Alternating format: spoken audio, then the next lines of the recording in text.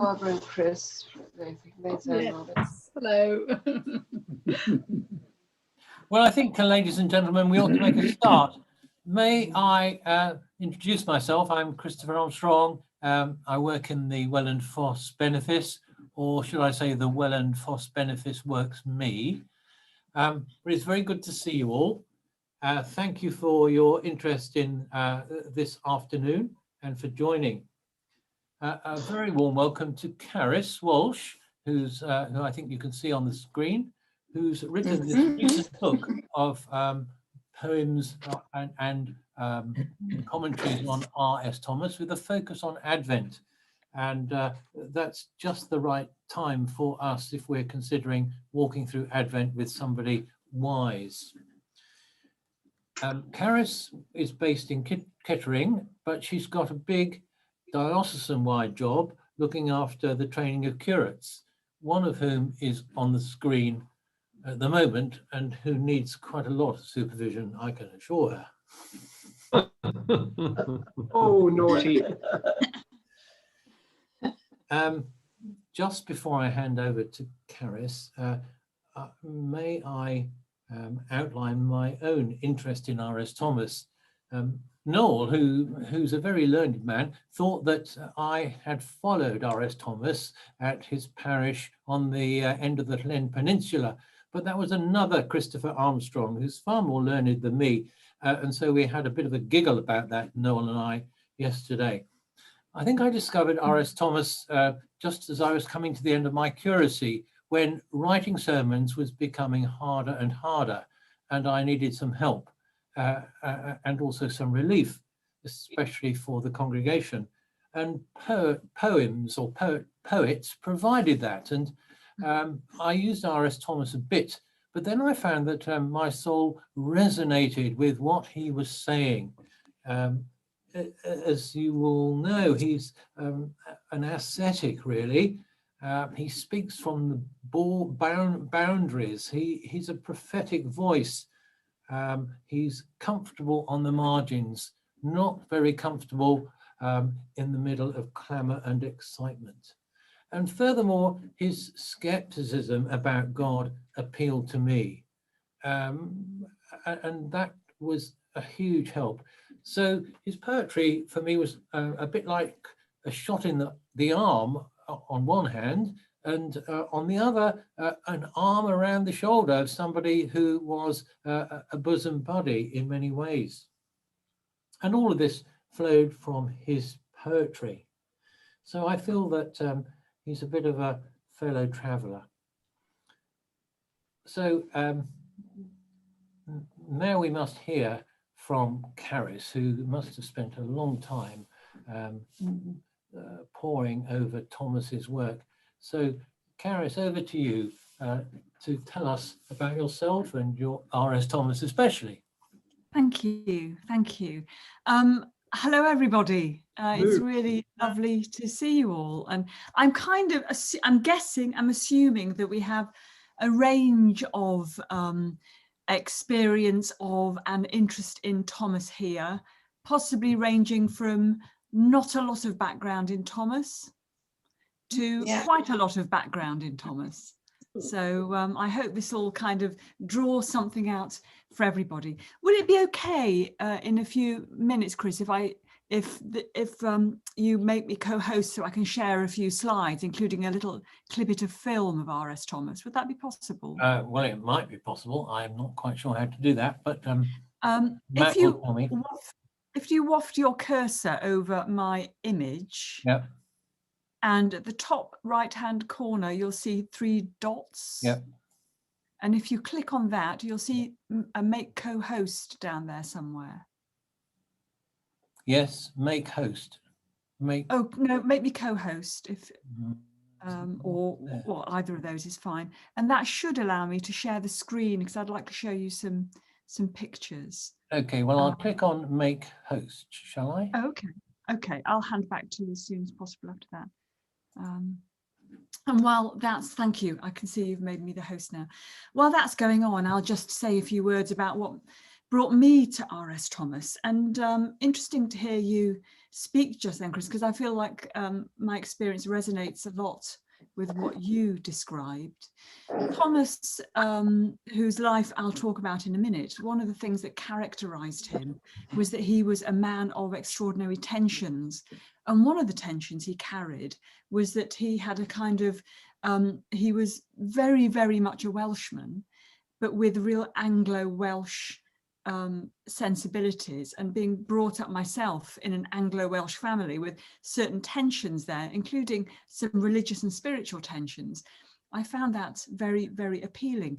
And I discovered him at a time when I had become estranged from my own religious background, in which certainty, extreme certainty, was the order of the day. And my own struggles with extreme certainty in faith had led me to distance myself from the church.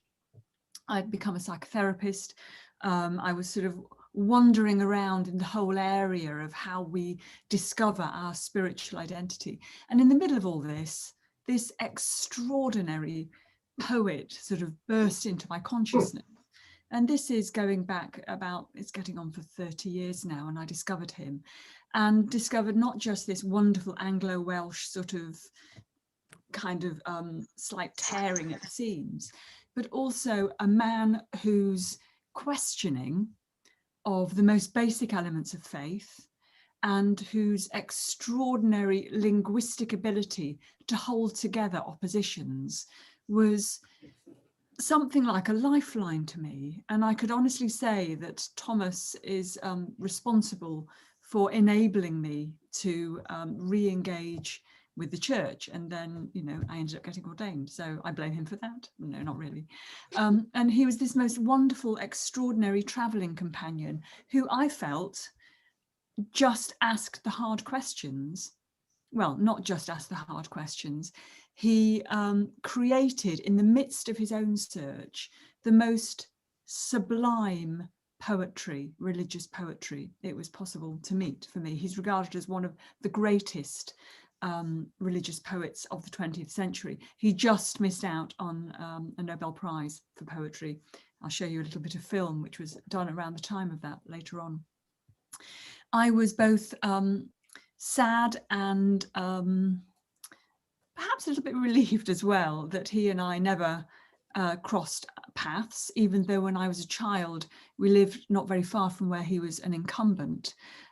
He had a reputation for being extremely grumpy, and it's possible he was the kind of the Victor Meldrew of the religious world, and it was possible to travel miles to see him and he'd just say, no, I'm not interested, go away. So there was always this, you never quite knew what you were going to get if you met R.S. Thomas. But he did, as I say, produce this phenomenal poetry. So I'll say a little bit about his life, and then we'll see a bit of film about him. So I'm just now going to share the screen.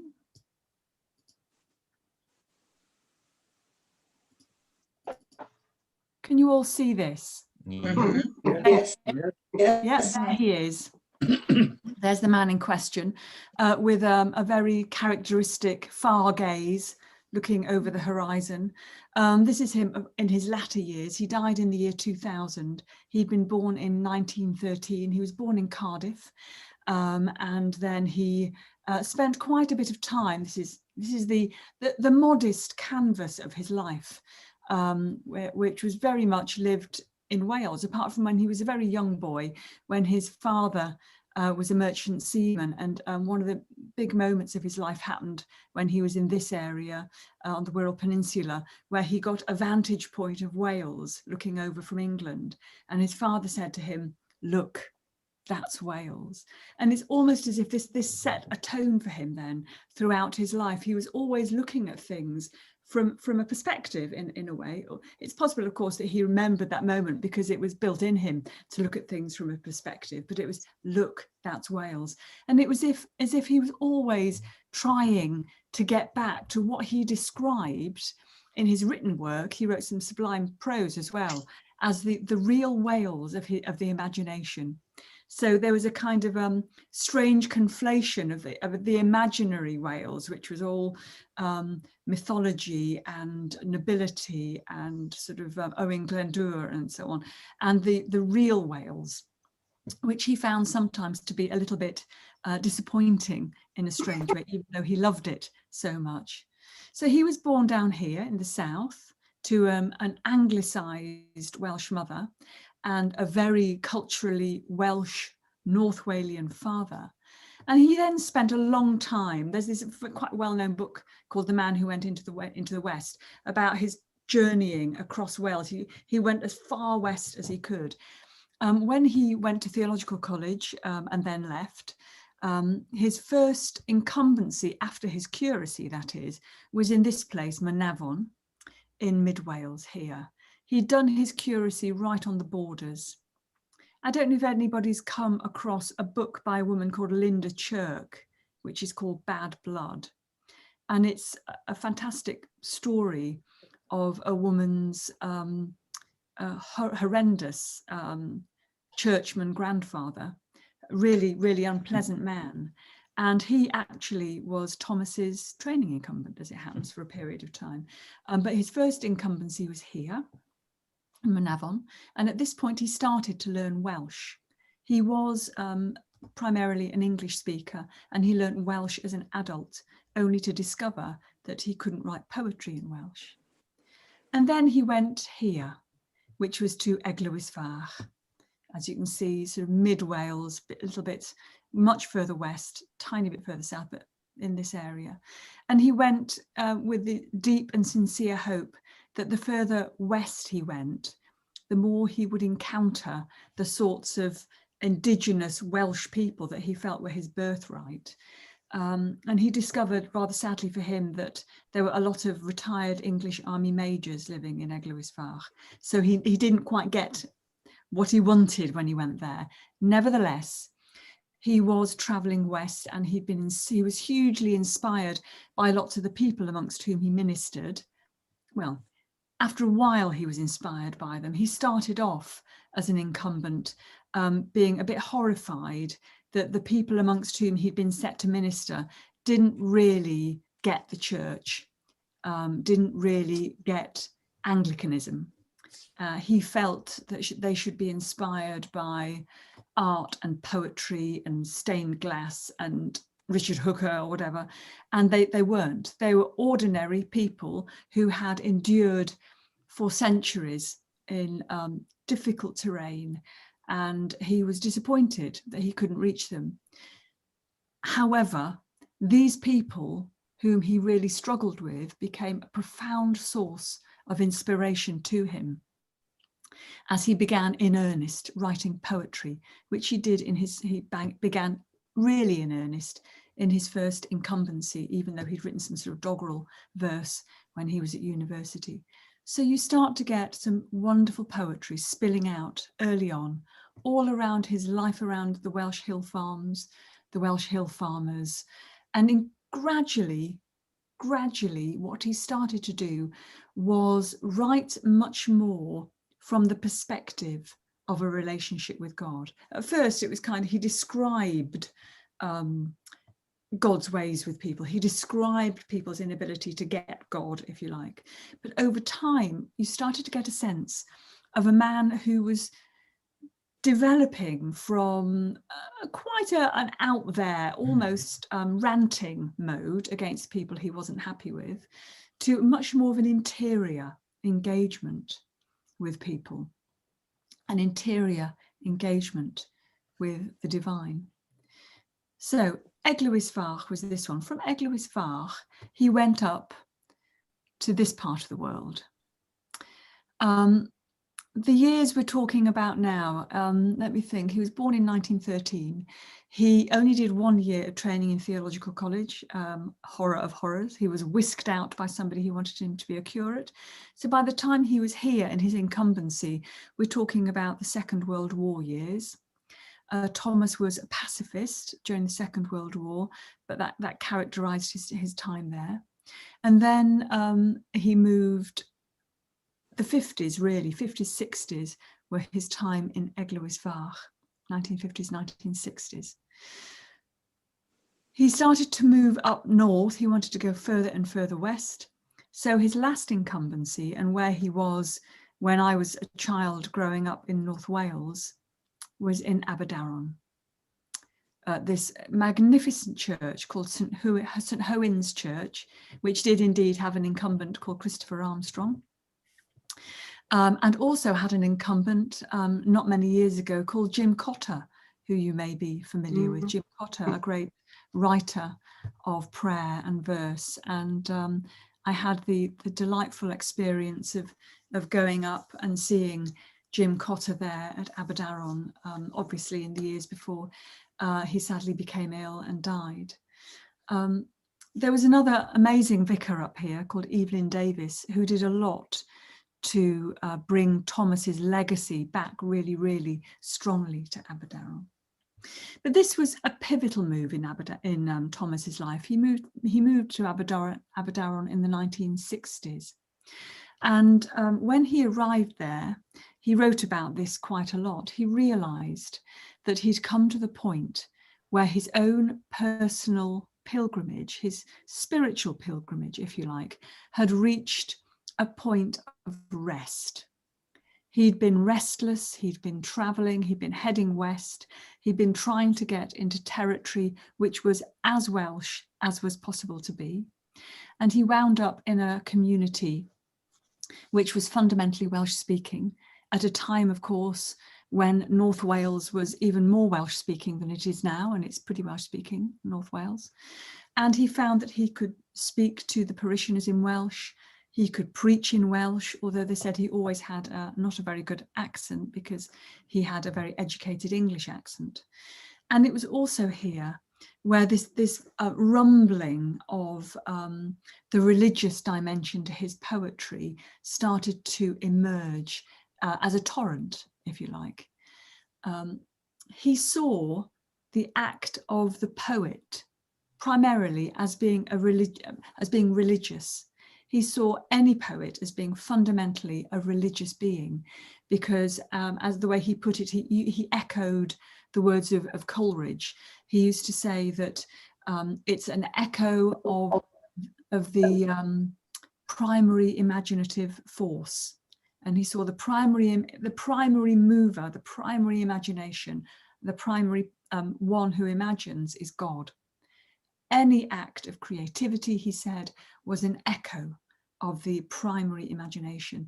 So he saw any sort of poetry as fundamentally a religious activity. So putting aside any theme he wrote about, and his themes were very religious, or became increasingly religious, and he saw the act of the poet as being religious. I'll say a little bit more about that later on if the time is right. But primarily here, he said he felt he'd come to the end of his own pilgrimage.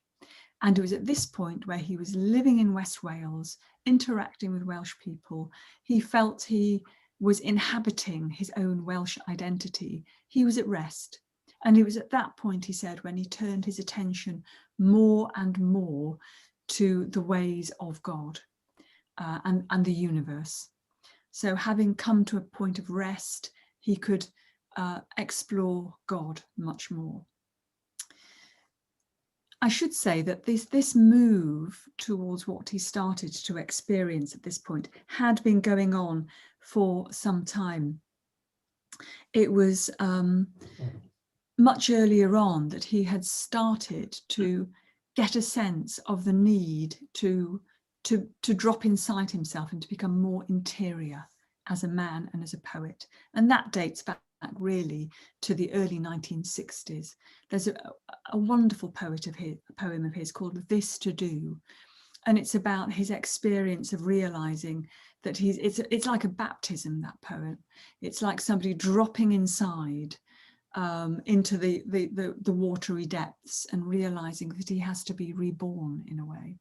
So that had been going on for a while. But it was when he was here in Aberdaron that the poetry exploded. And you get some wonderful collections. There's two great collections from these days are called The Laboratories of the Spirit and frequencies, and it was the name frequencies, which is a really characteristic word of Thomas, and that all dates from these days. Now, I am open to anybody asking questions. I'm going to show you in a minute a clip of Thomas so you get a sense of what he was like as a man. But does anybody want to ask anything at this point or say anything? Have you got that poem, This to Do? I don't have it here to read. That suddenly struck a bell with me. From years back. I remember when I was a teenager, I first became interested in his work. And as I said, somewhere in this house, I've got books of his work, which I don't know where they are. But it was just when you said This to Do, I thought, that rang a bell. And I just wondered if you got it. I don't have no. Yeah. But it starts off with him saying, I have this to do that I must do one day. He often starts poems as if he's in the middle of a sentence. And he talks about dropping inside. And he talks about going down and down and down into the depths and discovering courage down there. And it's only when you drop into the depths and discover courage from the inside that you can re-emerge again. And I don't know if you remember, a few years ago, there was a James Bond film called Skyfall out. And part of the opening sequence is, it was James Bond actually dropping through the water and kind of being reborn through that moment. And it always brought back the R.S. Thomas poem to me, because it was about somebody being reborn to a new way of understanding their life. And it seemed to echo hugely. Thank you. I had a question, Carys. I'm not very familiar with R.S. Thomas or life or works, but you said that, he was constantly striving to sort of go further west and become more sort of embedded within traditional, I suppose, Welsh rural communities. What was he, very ignorant question probably, what was he searching for? Why was he sort of this peregrination across Wales? What was he looking for? It almost sounds, to an outsider who's not familiar, it almost sounds like he was looking for the most rural, the most Welsh, the smallest, sort of hardest to reach Welsh community. I mean, was there almost sort of was it inspired by sort of a missionary zeal, or what was he looking for? It's a really, really good question. And I think it was probably less a missionary zeal than an identity, a search for identity. I should say some of his growing up had been spent on Anglesey. So also there was something about North Wales which drew him. And identity. There's quite a lot in his own. He wrote this curious autobiography called Neb, N-E-B, which in Welsh means both somebody and nobody. And it characterizes this struggle he had. He had quite a complex relationship with his parents. His mother, as I said, was a sort of Anglicised South Walian, daughter of a clergy household. His father was a culturally North Walian, Welsh-speaking merchant seaman. And he had a difficult relationship with his mother, by whom he felt quite overwhelmed, it seems. And some of his early poetry is quite acerbic, and really clearly he struggled with his mother. And his relationship with his father was characterized by a sense of longing. And his father was away quite a lot early on because he was a seafarer. And then he became profoundly deaf, his father. So there was this sense of yearning to know and to be known by and to be heard by his father, whom he had huge admiration for. And he expresses a view in his poetry that his father had been trapped by his mother. Of course, we have no idea what the rights and the realities of that were. But he felt quite a lot of tension within his identity. And he talked in Neb, his autobiography, in which he talks about himself in the third person for quite a lot of it, which is quite interesting. He talks about his identity as being fragile from the start. And it was as if he was wanting to root himself a lot more in a sense of the identity he chose to engage with much more, which was the very culturally Welsh part of his identity. Right.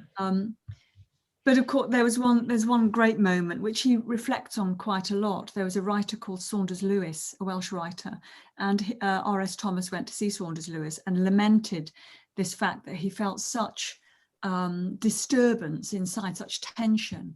And it was a really important moment for Thomas when this writer Saunders Lewis said to him, "But don't you know, great art is born out of tension." And that was a bit of a game changer for him, where he realized all of this was a part of who he was. So does that help at all? Yeah, it does. I mean, it sounds to be almost like it was more of an introspective sort of voyage of self-discovery than anything else. He was trying to wrestle with his own sort of identity rather than an externally looking motivation for what he was doing.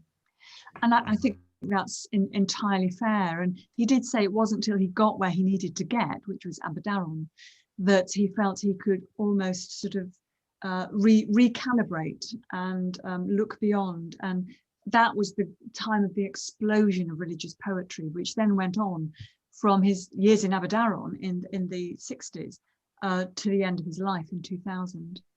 Right. Yeah. Okay, thank you. Okay. Now I'm going to show you a bit of film. This is available on YouTube, ladies and gentlemen, and it's from a 1995 documentary called Bookmark. I won't show you all of it, just a little bit of it, give you a flavour of the man Thomas and how he spoke. He was nominated for the Nobel Prize for Literature. He didn't get it. Seamus Heaney got it in the end, but there was various work done around then. So here he is. I might move it on a few seconds at the beginning and then... We meet R.S. Thomas, Wales' most distinguished poet. Thomas, to me, is one of the three great poets this century in the English language. T.S. Eliot, the American, Yeats, the Irishman, and Thomas the Welshman. The poet, R.S. Thomas's claim to play on a small pipe a little aside from the main road is about to be challenged because he's just been nominated for the Nobel Prize for Literature in 1996. We went to meet with him in Anglesey. I first came to live here in these parts. War, just coming up for my 6th birthday, and I'd been, I suppose, a delicate child, and anyway, I wasn't sent to school for the first year or two. I was able to roam, discover the delights of fishing in pools and bathing and things like that. We live in our own world, a world that is too small for you to stoop and enter. Even on hands and knees, the adult subterfuge.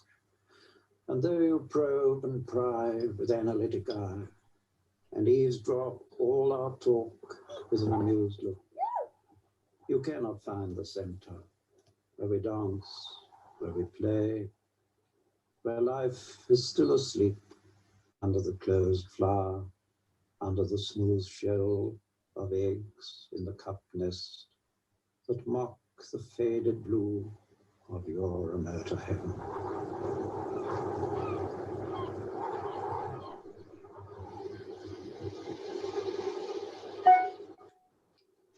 Yes, of course, I'm supposed to be a poet, but when the poem's not going very well, I say, well, I'm a bird watcher. And that's not much about today, is there? No birds. So I say, well, of course, actually, I'm a poet. I used to write doggerel at school, so it was already a kind of aiming at being a poet of some sort. There was no school magazine, but when I got to the university, I found there was a college magazine, and when it came to contributing to the college magazine, I thought up one of these fancy names, so to say, prove myself to be a writer.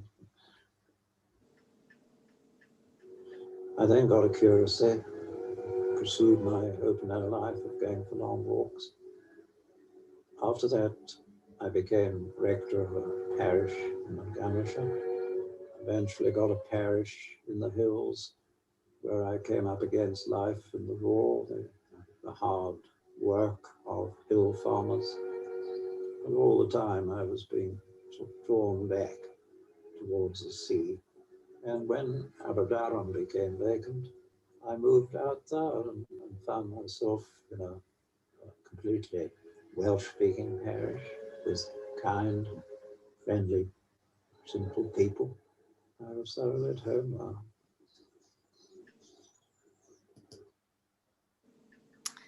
So that's a sense of R.S. Thomas. I'm going to stop sharing for just a minute. Hold on a second. Let me...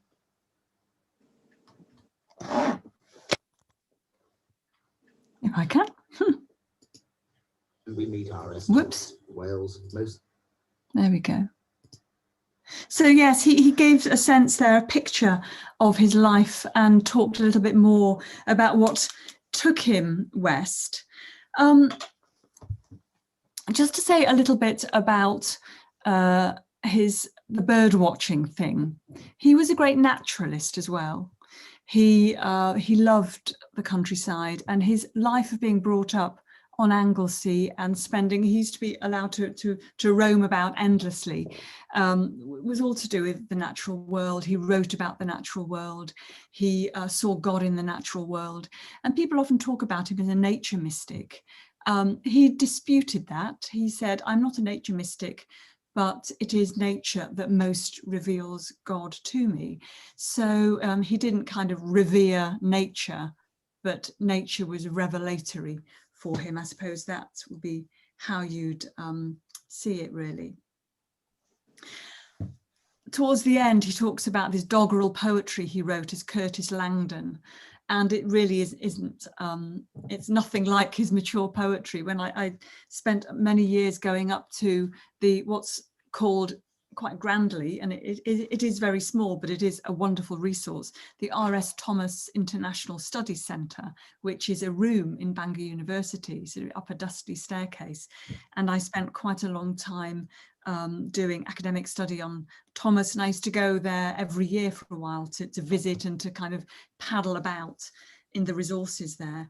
And there was Curtis Langdon poetry, and there was also some unpublished stuff which I was allowed to have a look at. They're very lovely and gracious there, but it was interesting seeing some of his early poetry. And the reason I mentioned that is to do with his style. And his style is one of the things which marks Thomas out as a poet. His style changed over the years. I'm hoping that we've got 3 poems that we can look at a bit later on, and each will have a slightly different style. And I've chosen these poems deliberately because I see them as expressing different ways in which Thomas is a great poet to accompany us through Advent. But where his style was concerned, his style very much contributes to his theme. Yes, there are themes he writes about. He writes about Wales, he writes about the natural world, he writes about God, but his style is extremely important as an expression of meaning. The way in which he writes contributes to the theme that he's writing about. His early poetry is much more, I suppose, ordinary lyrical is what I want to say. It's quite, the language is used quite loosely. Metaphor is quite loose in it. Images are quite loose. And what I mean by that is it's the sort of language which you could very easily paraphrase. You could very easily write it as prose. It's the difference between talking about something being like something in an ordinary simile sort of a way, very easily understood, to much later on, the images become much more dense and much more elusive.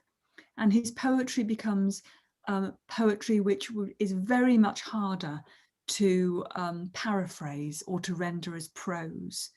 And because of that, there's this great sort of maturing of style. So you get poetry, especially later on in his life, which is much more like religious language. So if you think about, for example, saying the creed on a Sunday, We say the creed, when we say it, we are expressing great religious truths. But if we actually had to unpack it and say it in prose and say precisely what we mean, we'd either end up scratching our heads or we'd have to write 100 books to describe what we're trying to say, because the language of the creed is so dense and so elusive and so concentrated in terms of what is being expressed, that there is something profoundly and beautifully poetic. And I say that with the utmost respect for the most beautiful poetry, for the truth that it carries. R.S. Thomas saw religious language and poetic language as being very, very similar. And the way his language developed over a period of time was that, in a sense, it became more like the most sublime religious language, because it held elements and shards of truth in it, which would be impossible to unpack completely if you tried to express it in prose. Now, obviously, I've had a little bit of a go at doing some of that, but it's more to do with, well, let's have a look at how he writes work. How does it invite us into a devotional experience of God rather than just telling us about God? And I think that's one of the differences in Thomas's earlier and later poetry. He goes from telling us about stuff to enabling us to have an experience of something, which makes it profoundly devotional, profoundly religious. I'm going to breathe for a moment there. Does anybody want to say anything or ask anything?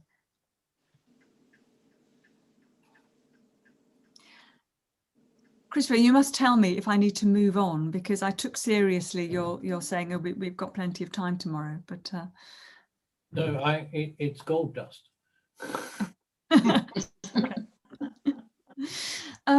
So let's move on a little bit.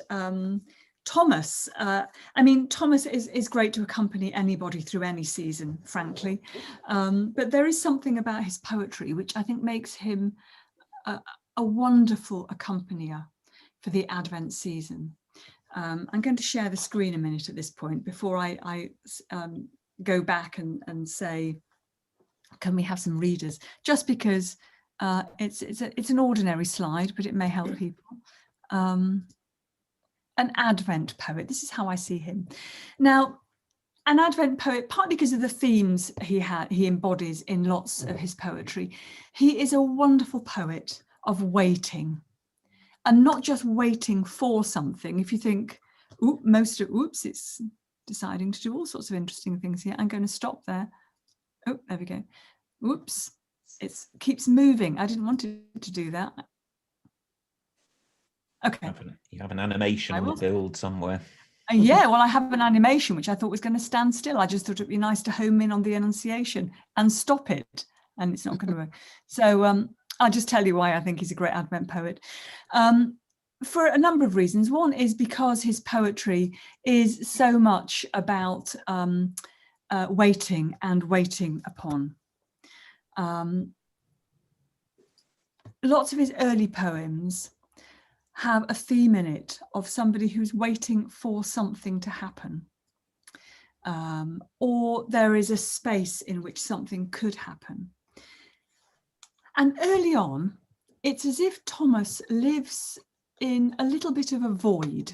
There's a kind of emptiness around some of the earlier poetry. So he writes about things like going into a field and seeing a farmer off at a distance, and there's a huge space, a huge gap between him and the farmer.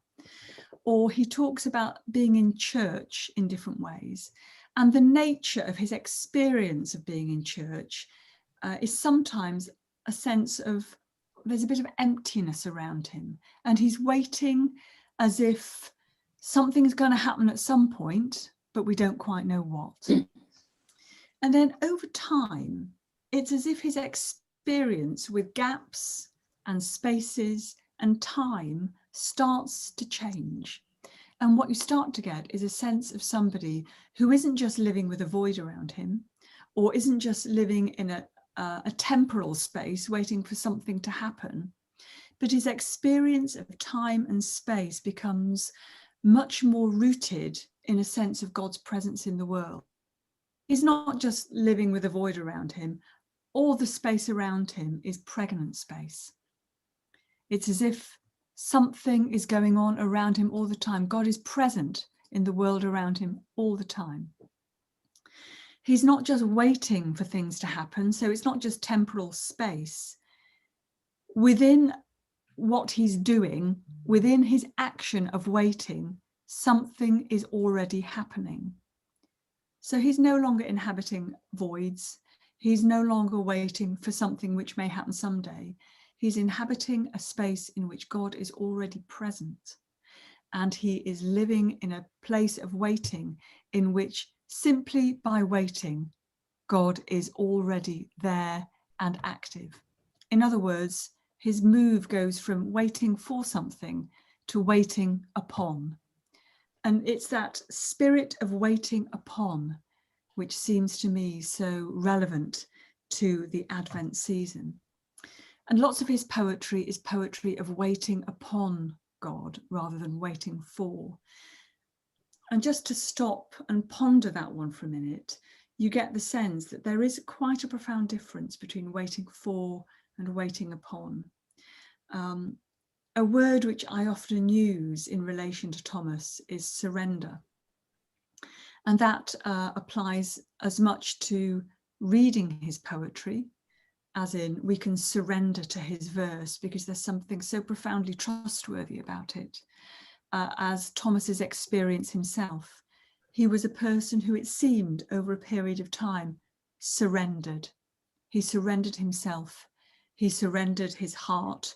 He surrendered his sense of trying to dominate his world to God's presence living and moving through him. And this is the case in his poetry of waiting and waiting upon. And that, of course, is so much of our experience of Advent, that time of waiting upon God.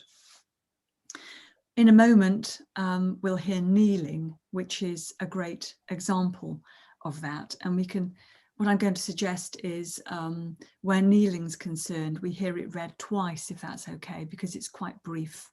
And then we can spend a little bit of time thinking about that. Just to say, given that Noel's not here, if you want me to take on whichever one he was going to do, I'm more than happy to do that. I think if there's three, are there three? Was it the day 1, day 4, day 6, waiting and accepting? Yeah, well, there are three poems. There's kneeling, there's the imperatives of the instincts, and the coming, and there's the coming. Yeah. And then another reason why I see him as an Advent poet. Actually, let's pause there and let's hear kneeling. Let's just linger for a moment with waiting upon. Do you have a copy of the poem there, Matt? I do. Do you want to read it? Thank you. Oh, I was down to read. Oh, who's doing it? I didn't know who. I just got sent all three, so whoever's doing it is fine. Oh, I didn't know exactly which one I was slated for. Okay. Right. I was going to do kneeling. Go for it. Lovely. Go for it. Moments of great calm.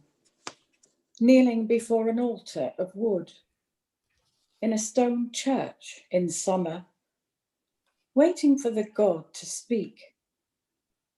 The air a staircase for silence.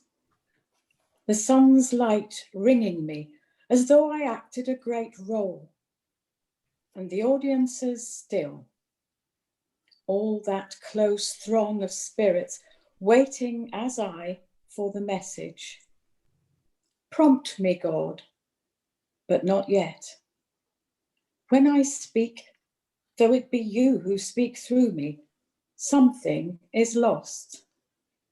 The meaning is in the waiting. Thank you. Do you want me to read that again? Or? That would be great if you could do that. Yes, thank you. Thank you. Moments of great calm, kneeling before an altar of wood in a stone church in summer, waiting for the God to speak. The air a staircase for silence, the sun's light ringing me as though I acted a great role, and the audiences still. all that close throng of spirits waiting, as I, for the message. Prompt me, God, but not yet. When I speak, though it be you who speak through me, something is lost. The meaning is in the waiting. Thank you. Thank you very much. Is this a poem that people are familiar with at all? Me. No? No? Mixed, I think. Yes, yeah. This is this poem was written when he had only been in, well, it was published when he'd only been in Aberdaron about a year at this point. It was in a collection of poems from the late 1960s called Not That He Brought Flowers. And this seems to me an expression of that shift he was going through from waiting for to waiting upon, which you do get very much in the poem at this point. And this was, of course, the time when he was in Aberdaron, so he was increasingly turning towards poetry of God, not just about, but of God and of the experience of God.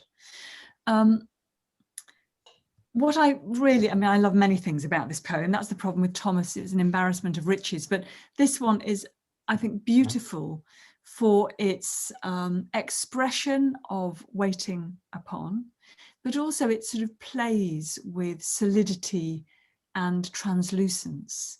He is kneeling in church and he's somehow not alone. He's alone and not alone.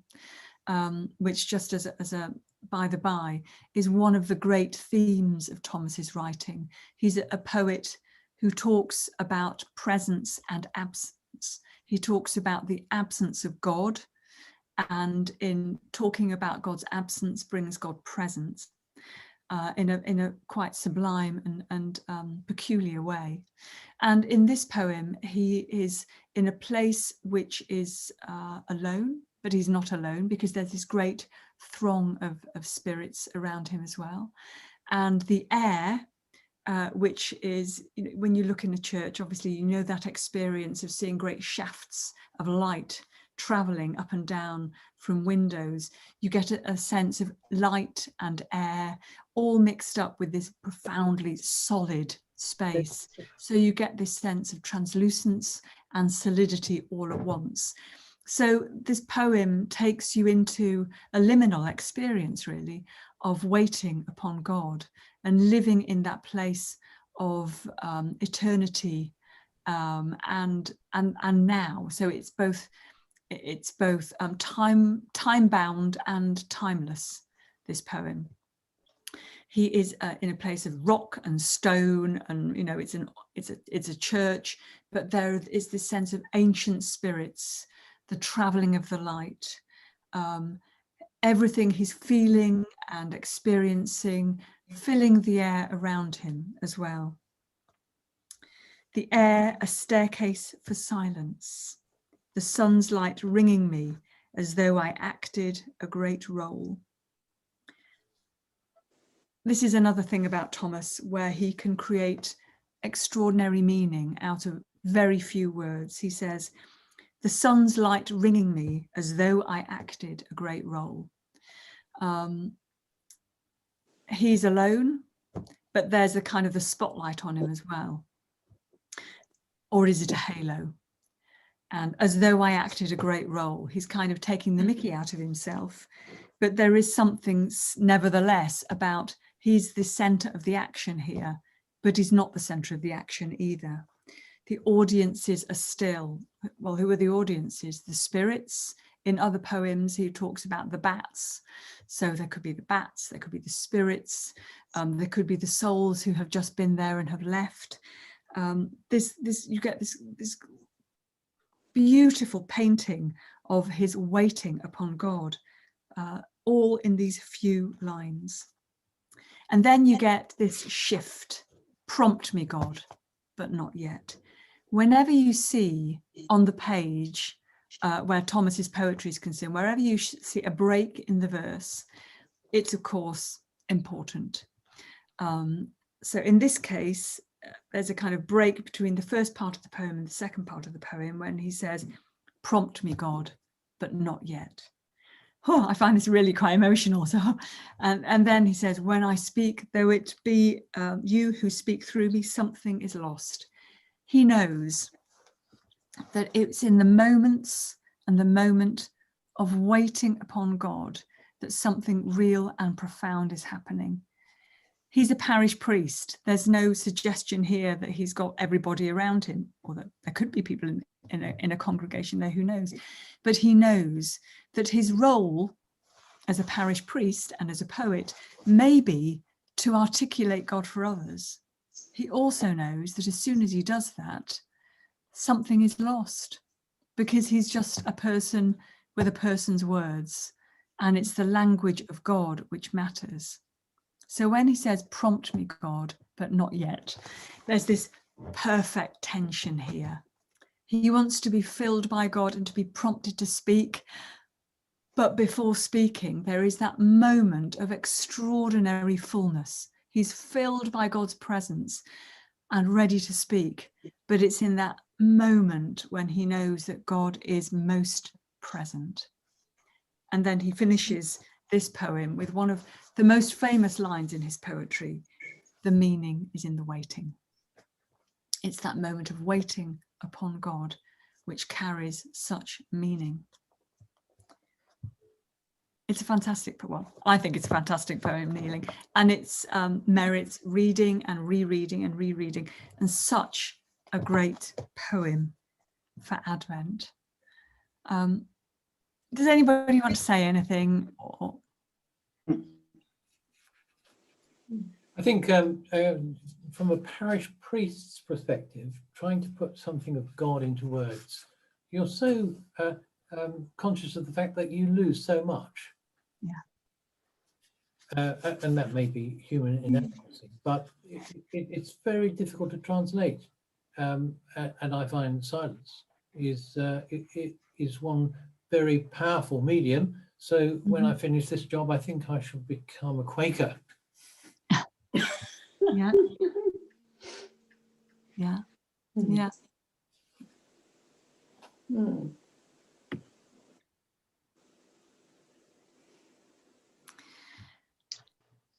We can move on if people. This Zoom doesn't give you the life.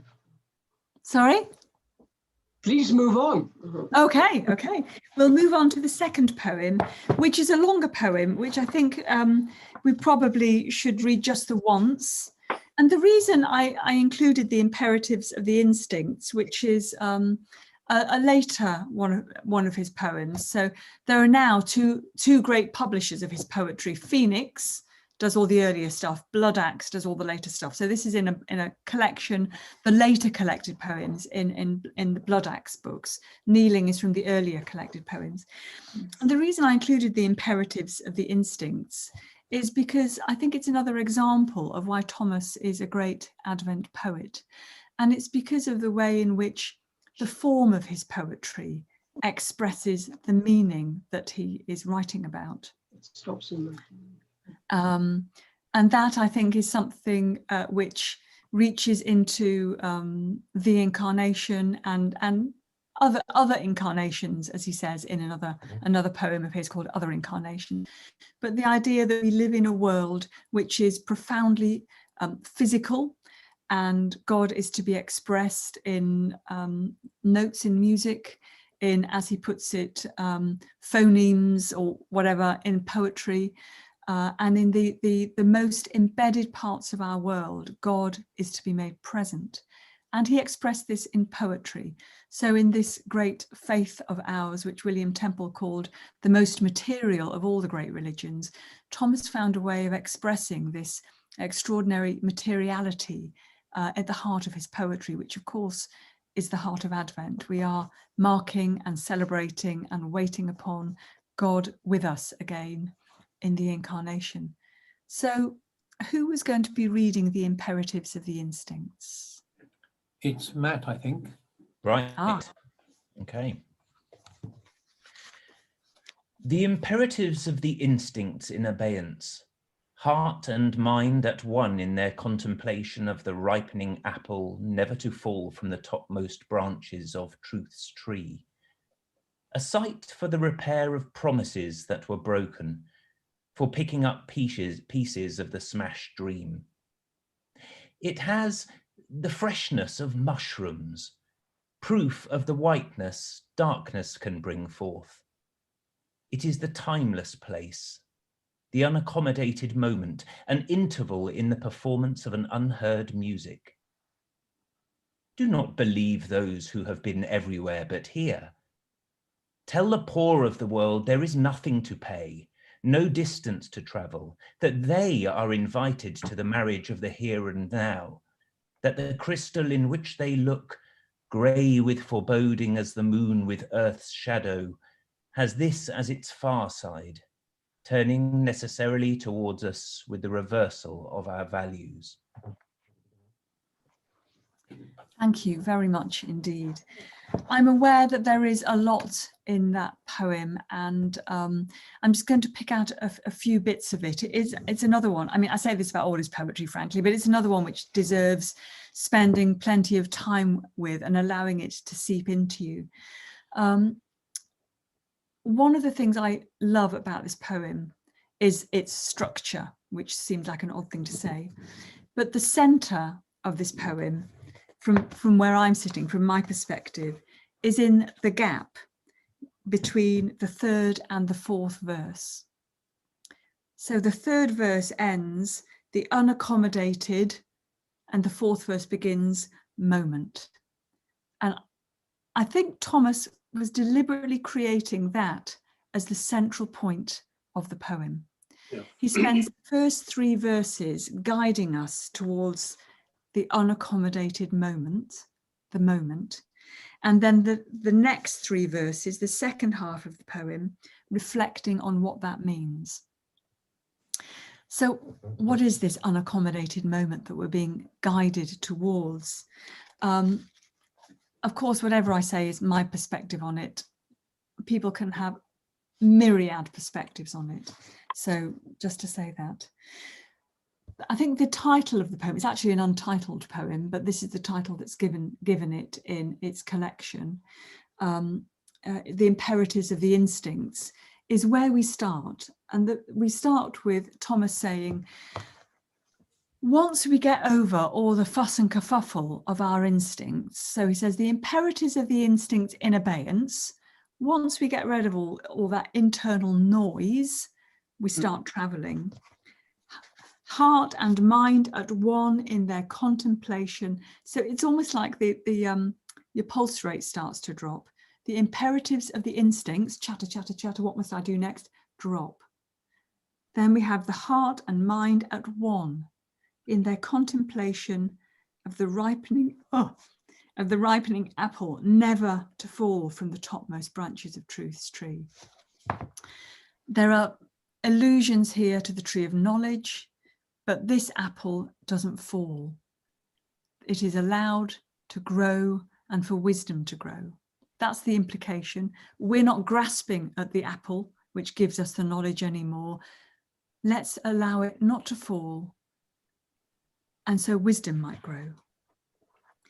A sight, now we're being, now what you don't know at this point, but you do now because I've just told you, is that what's being described is the unaccommodated moment. We've stopped all the chatter, we're contemplating, heart and soul have come together, heart and mind have come together as wisdom is allowed to grow. And we're heading towards a site for the repair of promises that were broken. Somewhere where, I don't know what it is about Thomas, I find it really emotional poetry. We're heading towards a place in which pieces of the smashed dream can be picked up again. So let's rest. Let's allow ourselves to be carried to a place of healing. When we arrive there, it's a fresh place. It has the freshness of mushrooms. Proof that in the darkest of spaces, where of course mushrooms grow in the dark, something new and redemptive, and there's a whiteness, a new life which can be brought forth in the darkest of places. Our chatter has dropped. We're moving towards a place of healing and resting. this unaccommodated moment where redemption springs forth. The unaccommodated moment. It's a bit like Eliot. This bit is a real reminder of a chunk of Eliot. And then we're in that space of the unaccommodated moment. So what is the unaccommodated moment? What is this place of healing? It's a bit like an interval, he says, in the performance of an unheard music. It's a space, it's a gap, but it's not empty, it's full. It's a place of rest. And then he says, don't believe people who say that they've been everywhere, but they don't know that moment. Don't believe people who don't appear to know the moment of grace and healing, the place of God's presence. And then he spins it around and says, it's not difficult to get there. It's a case of dropping into it. Don't trust the people who rabbit on, appearing to know stuff. What you need to approach is this moment of rest and healing when all noise stops. And you're invited to the marriage, he says, of here and now. It's the unaccommodated moment, the moment of here and now, the incarnated moment, if you like. What we end with in this poem is the line which talks about the moon, he says, has this as its far side, turning necessarily towards us with a reversal of our values. We started off with the imperatives of the instincts in abeyance. Get rid of the noise and chatter. Then we travel and travel and travel to this moment, this space between verses where we can breathe. That's the place of wisdom. That's the place of healing. That's the place of God's presence, he says. And as we turn on, he says, actually, this is what you find when you travel to the other side. It's all about a reversal of our values. Allow your values to be reversed by encountering the unaccommodated moment of God's presence. It is a long poem. It is a kind of complex poem, but if you ride with it, what you discover is that it speaks to you as you read it. And what you discover more and more is that your breathing changes when you read it. So if you read the poem and allow it to speak to you, what you can discover is through his use of language, your breathing changes. He's very, very clever, the way he puts together sounds as well in languages and the way that words are used differently. So you can get poems, for example, which change from staccato words with sibilants, and then over time, the poem has longer words and you're more likely to get softer sounds, even really gentle plosives in there as well. So what you gradually get is the way in which the poetry is structured changes your experience as you read it. It's not just a theme he talks about, it's the language and the structure which embodies what he's talking about.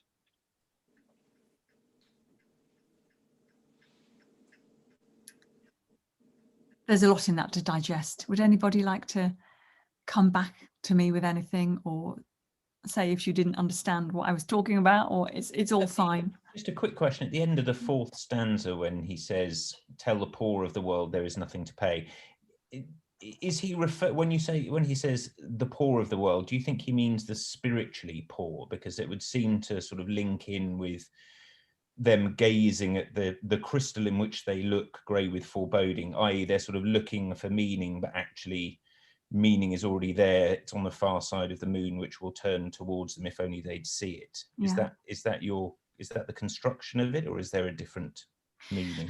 I think there's probably, as always with Thomas, I think it's probably loaded with different meaning which all sits together. And I think there's certainly an echo of that. Tell the poor of the world there is nothing to pay. I think it's echoes the Beatitudes. It echoes another poem of his called The Kingdom, in which it stresses that it's not all about, it's a reversal of fortunes. It's not about power. It's not about what you know. It's not about dominating. It's not about being in control of your world. It's about a poverty of spirit, and that actually this is available to everybody. Yeah. This is a way of being which is for us all.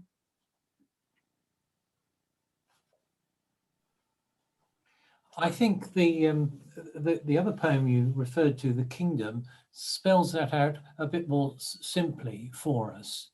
It seems to me that R.S. Thomas is very kingdom-based. He talks about the values of the kingdom that are inverted, that the values of the world are inverted.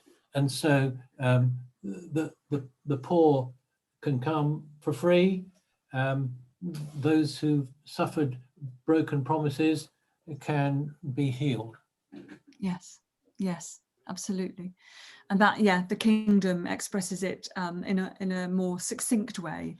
And this is a later, almost like a later, more exploratory expression, which I don't know whether it was his intention, or course it could be, but if we sink into reading this, it's like we go on a journey with Thomas. And that moment when in the 4th verse he says, "Do not believe those who've been everywhere but here."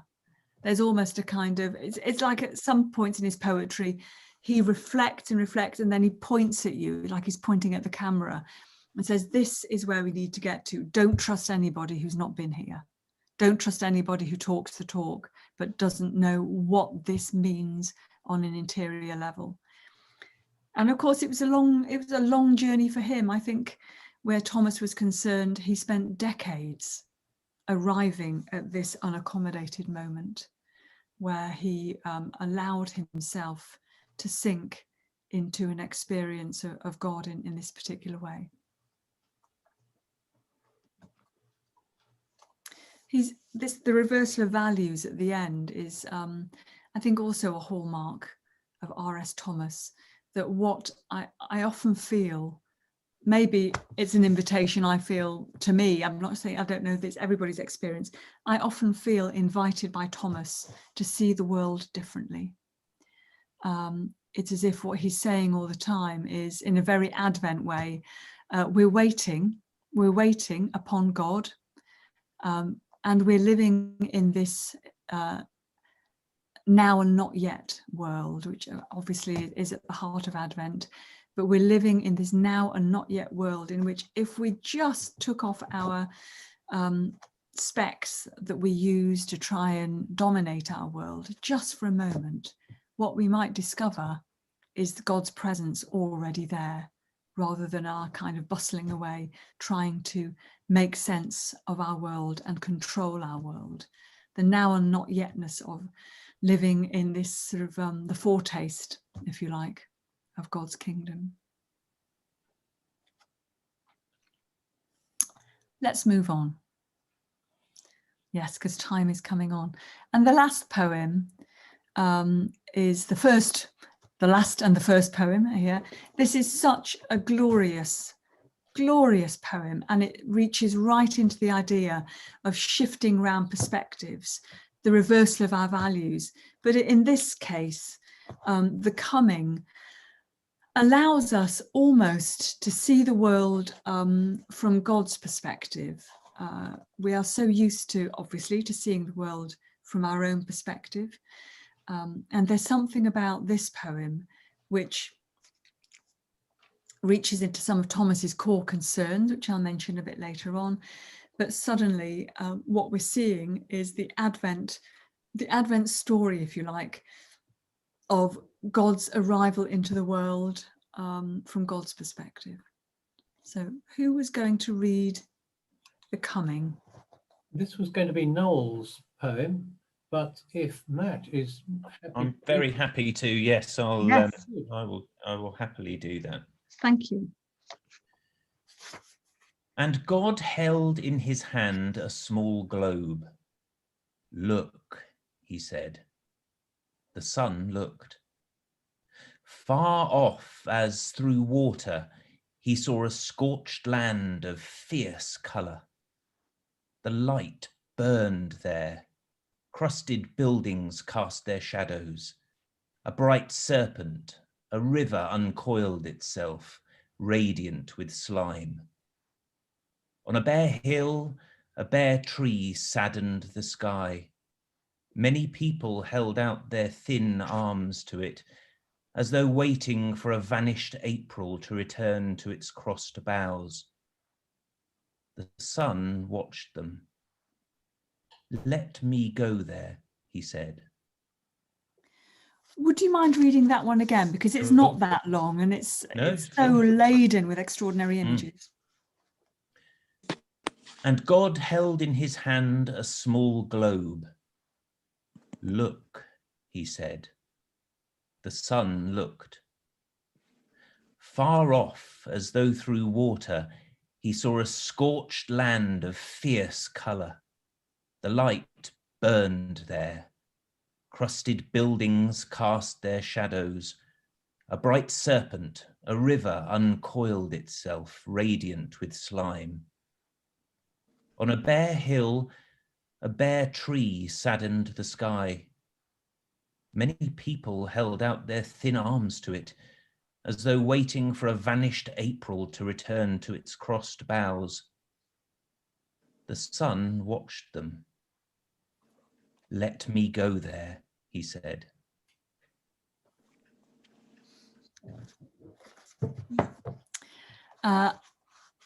I'm always speechless when I hear that poem. We're back into this sort of reversal that Thomas is so wonderful at evoking, and in this case, a reversal of our perspectives. I sometimes feel with Thomas that his poems are quite filmic as well, as if we pan in different ways, what we could film his poetry and evoke a sense of what he was describing. In this case, of course, just trotting through some of the particularly extraordinary and multivalent images. We have God, of course, and God is holding in his hand a globe. And you can really imagine God and Jesus looking at this far off land, a scorched land of fierce colour, the Holy Land, all sorts of land. And then what you get is this really mixed set of images. There's burning, there's this kind of burning quality there. The buildings are crusted, they're casting their shadows. And then we have a serpent, a bright serpent, a river uncoiled itself, radiant with slime. We have the serpent in the garden. We have a fallenness within humanity, these people on the hillside, fallen humanity in this expression. The serpent, but it's a river, it's not the snake, so you're immediately playing with stuff. The river uncoiled itself, radiant with slime. This is where Thomas is also playing with some much more contemporary images. He used terms a lot like radiation. He was very, very distressed by humanity's capacity to be destructive. And he saw language around radiation as being related to that capacity to be destructive.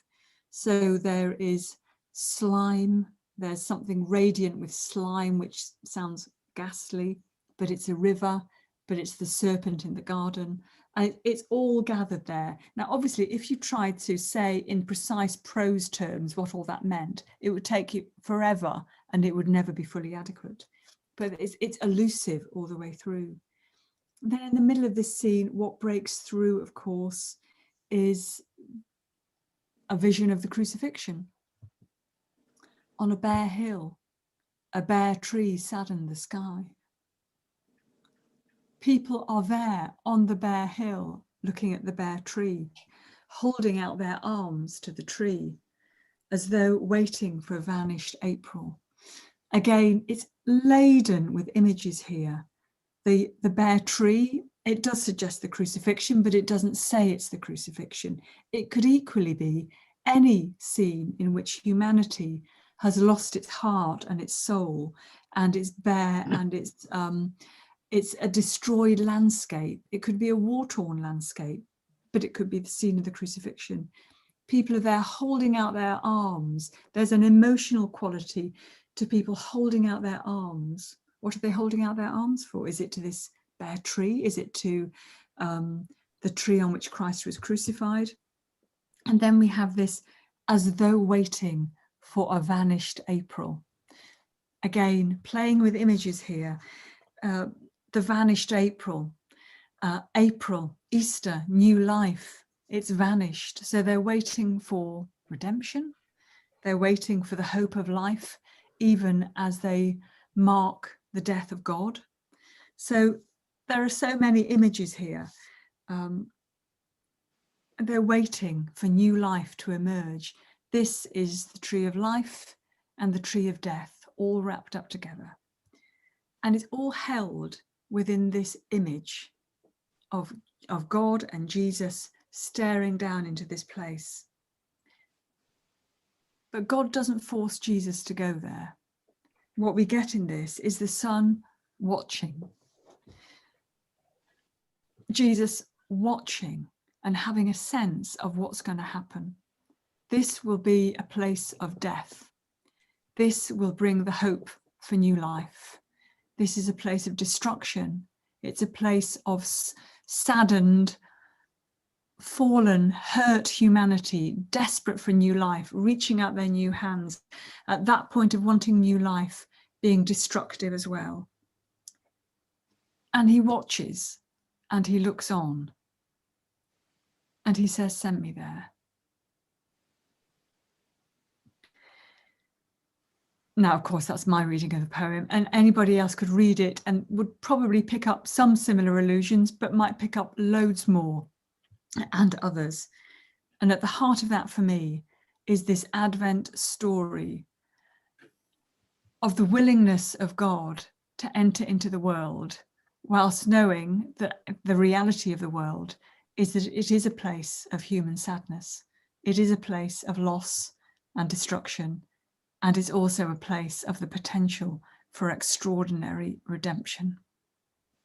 It's got echoes of man's ability to destroy the planet.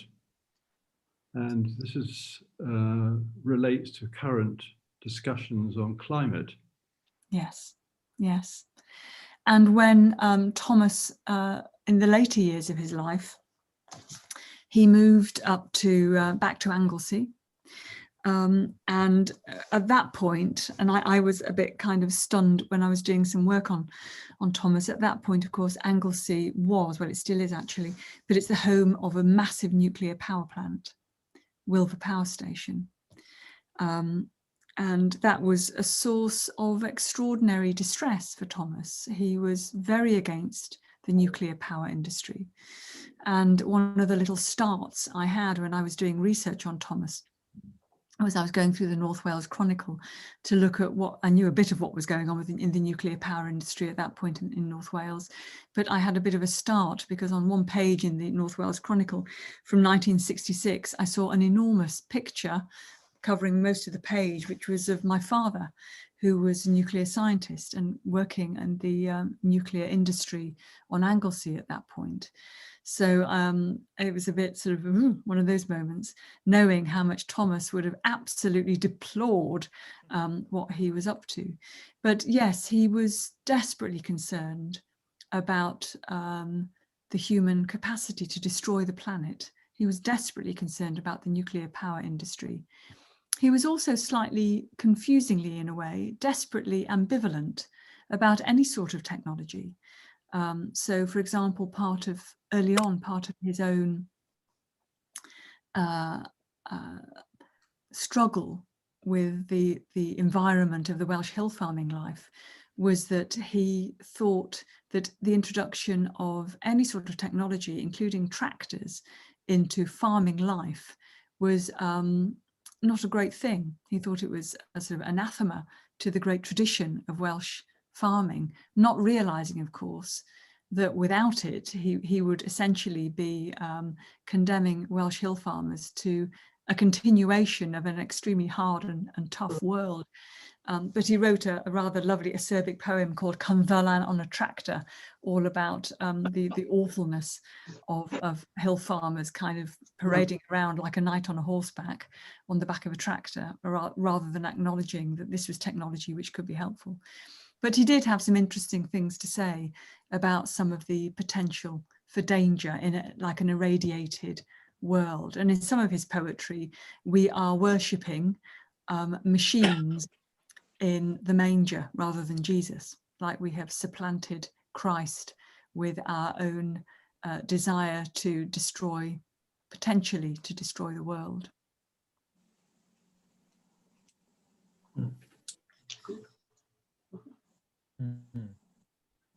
We have had a look at 3 poems which kind of express Thomas as a poet of Advent, waiting, incarnation, and this sense of completely spinning round so that we're no longer looking at our world only from our own perspective, but where we're being allowed to see the world from another perspective, from a divine perspective, which feels to me like it's at the heart of the waiting upon God during Advent. But I'm really happy to answer any questions. I know I've been rabbiting for an hour and a half now, so feel free also to say thank you.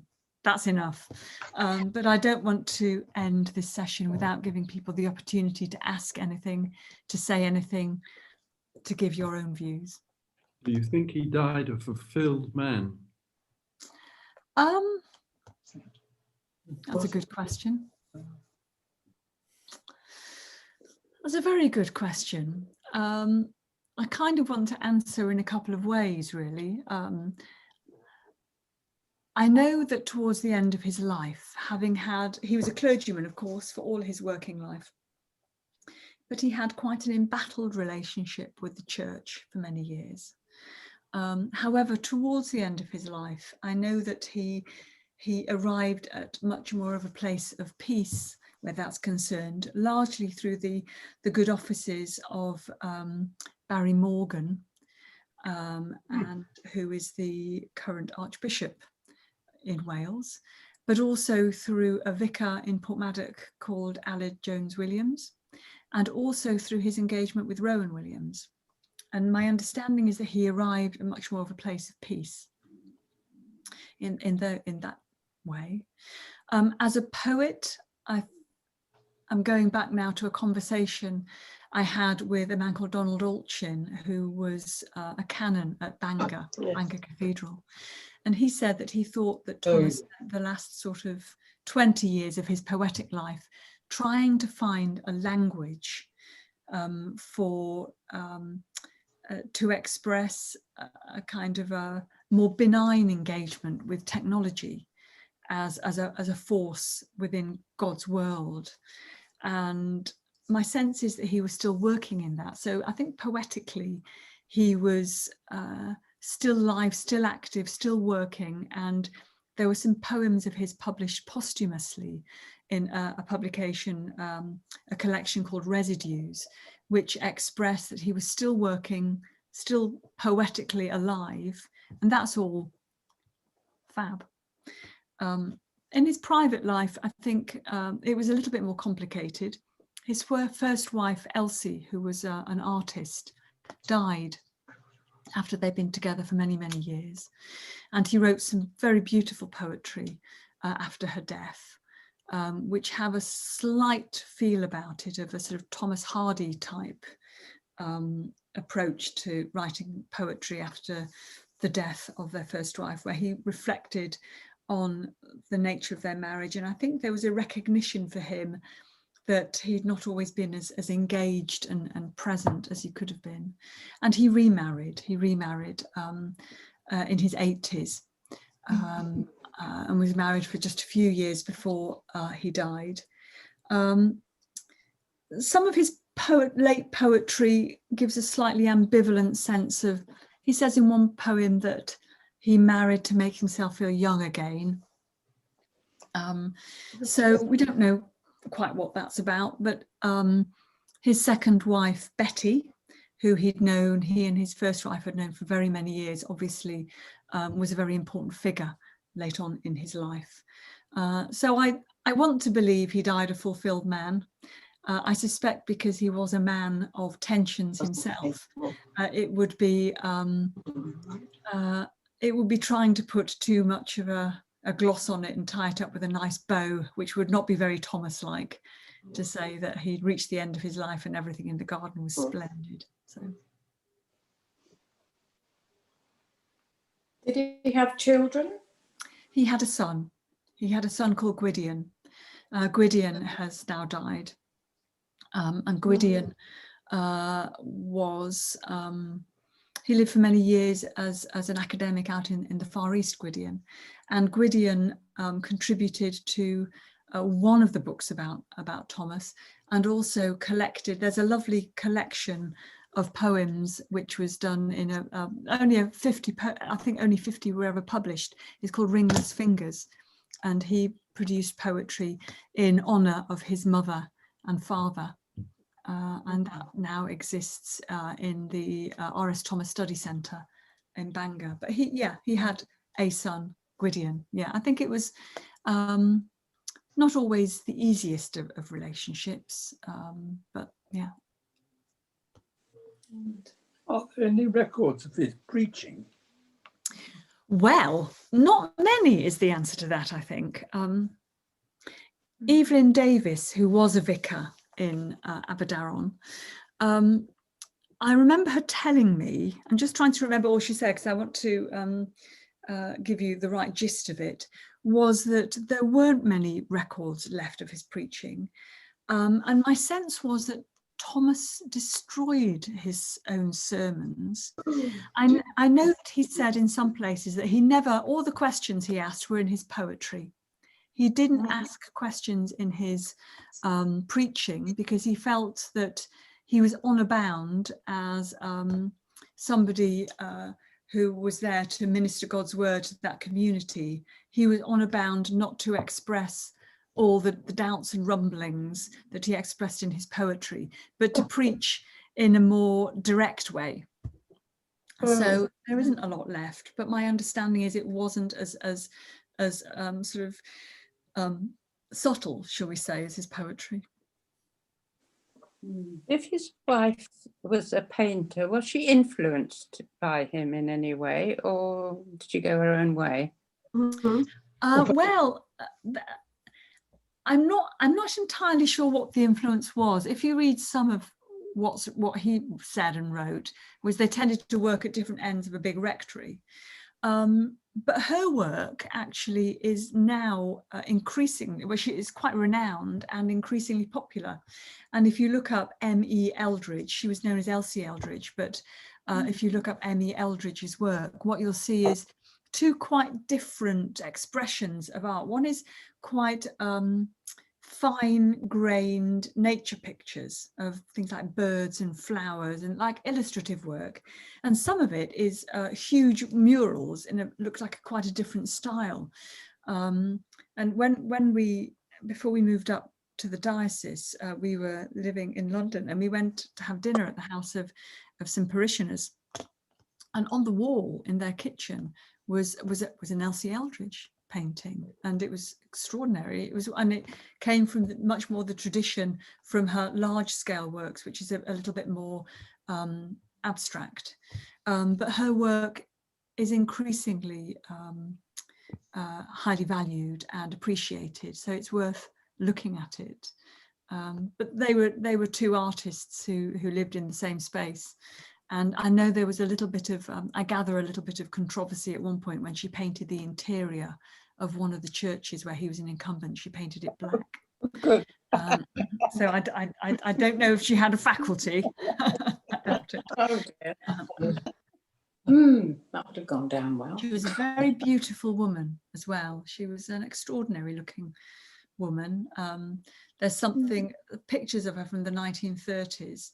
They were a very, he was a very striking looking person, quite angular as you saw, and she was very striking. You see pictures of them together, this very striking couple. Really, I mean, yeah, the images of them are quite strong. Is there a successor to R.S. Thomas in the Christian camp today, would you say? Oh, that's a good question. I don't know. I'd be interested to hear what other people think. I can only say that my imagination hasn't been piqued in the same way by a live poet.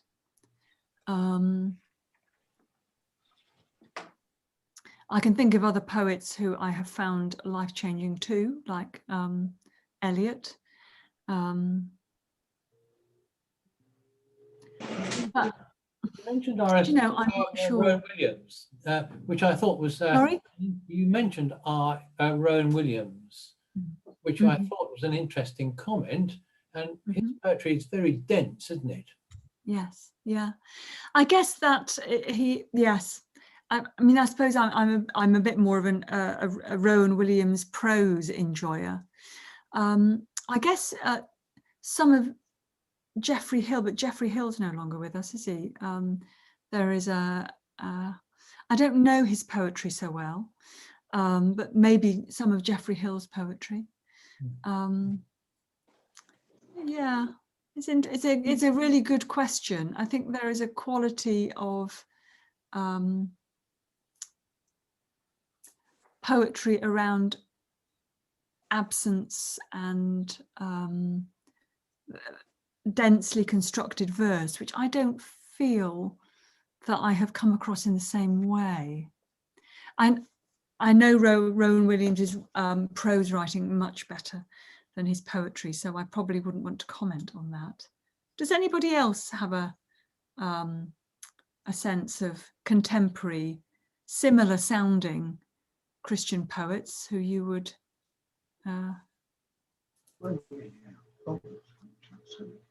Who's the Roman Catholic? Mark Oakley would know. He would have a view. Mark Oakley is very plugged into the contemporary, much more contemporary poetic scene. Yeah. Yes. Are there any other questions of Carys? Well, if there is to be a part 2 sometime, for which I think would be very good, as today has been great, in his early chapel life, in his early church life, he clearly didn't take against the Calvinistic preaching of the local chapels or the theology and the ethics behind the local Calvinists. So next time, please tell us about R.S. Thomas and Calvinism. I will. I actually, if you want to prepare yourself for that, there is a fantastic 1955 long poem called The Minister, which he wrote, which was actually written as a radio play for the Home Service, I believe. Yes. And it's a glorious poem, and it's actually all about the life and ministry and struggles of a Calvinist minister called Elias Morgan B.A., as he's called in the poem, and about his struggle because of not quite being able to hear the birds sing and to enjoy the world, but to be too wrapped up in a particular way of understanding faith. So that might be an interesting thing to look at. It's wonderful. Thank you. Chaps, I'm afraid I'm going to have to duck out. I've got to go and pick up my children from school. Okay. But thank you very much indeed. That was fascinating. And yes, work I wasn't familiar with, but now feel much more acquainted with. So thank you, Carys. Thank you for yours. Thank you very much. Thank you, Matt. Absolute pleasure. Bye. Bye, Matt. May I say thank you to you, Carys, for all the hard work you put in and the landscapes you've introduced us to this afternoon. It's been a wonderful journey, and you certainly exceeded my expectations of the day. So thank you very much indeed. Thank you very much indeed. Thank you. Yeah, thank you. If you're not familiar with Thomas, I would just say enjoy him. Thank you. About your books, Christopher, the book.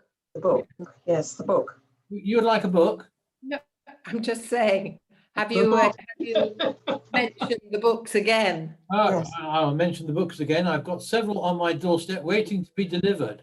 £12.99 a throw, worth every penny. That's very kind. Good. And I will put in a bid. Have one. I'll put in a bid for the great collections. The first one is the first collected poems. The earlier one published by Phoenix is just wonderful, just wall-to-wall Thomas poetry. And then there's a later collected poems as well. So I just thought I'd share those with you. Thank you. Thank you. Thank you very much. If you'd like, Bye. Please. It's lovely to see you all. If you'd like the book, please email me and I'll make sure that the transaction is effected. Carys, thank you so much. Safe journey home and goodbye. Thank you very much. Goodbye. Thank you for having me. Bye-bye. Bye-bye. Thank you. Bye. Bye. Bye. Thank you. Shall I ask for a copy for us and a copy for Peter? Yes, Lane? I've got it down. Oh, yeah. Yes. Good. How many copies, Elizabeth? 2, please.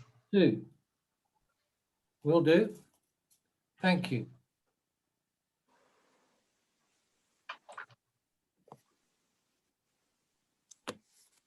Okay. Can you take us away? Take it away. Take it away. No, leave. Oh.